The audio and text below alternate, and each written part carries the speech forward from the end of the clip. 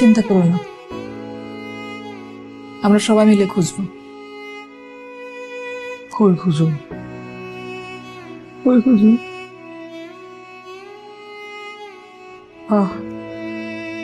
আমার আমার আব্বা, আমার আম্মা কই গেছে? আমার কাছে তো কোনো টাকা পয়সাও নাই। কি খাইতেছে, কই থাকতেছে? ও ও, আমি তো বুঝতে পারি না। নিশ্চয় ভালো কোথাও আছে। ভালো করেছে মানে ও দাও, কোনদিন আমার বাপে আমার গায়ে একটা থাপ্পড় মারে নাই, আমার বাপে আমার ধমক মারে নাই। আমার মা সব সময় নরম ভাবে কথা কইছে, আমি আমার বাবার লাগে চিল্লাচিল্লি করছি। বাবা আমার ধমক দেওয়ার কথা, আমি বাবারে ধমক দিছি।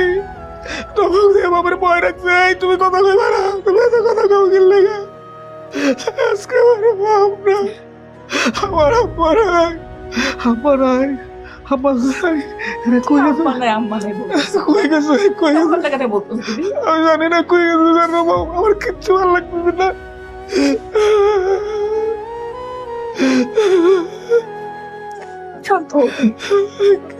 আমি কেমনে শান্ত হইব? কতদিন আব্বা আমার বুঝানোর চেষ্টা করছে। 6 মাস ধরে কিস্তি তো দিতে পারতেছি না। হ্যাঁ আব্বা, তুমি ঢাকায় আছো, ঢাকা নিয়ে চিন্তা করো, তুমি গ্রাম নিয়ে তো ভাবতেছো কি লেগে? আমি বুঝি নাই, আমি কাজে ব্যস্ত ছিলাম, মনে হয় আছে এটা বলে এত টেনশন কি আছে? আমি তো আছি, আব্বা কি লেগে এত টেনশন করে?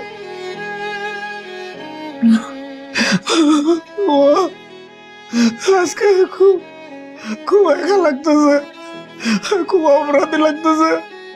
মনে হলো আমি কি করলাম, আমি কি করলাম? আমার বাবা মা আব্বার লোকে কি খারাপ ব্যাপারটা করছে, বিশ্বাস করো, বিশ্বাস করো। কোনোদিন শুনতে চাই নাই, আব্বা কি করতে চাই, আমার দিকে ফিরেও তাকাই নাই। শান্ত হও। কেমনে শান্ত হবো? আমি কেমনে শান্ত হবো? তুমি কি করতেছো? একবার করতেছো, কেমনে শান্ত হইতাম? আমি কেমনে শান্ত হবো? আমার বাপ কই, বুঝতে পারছো?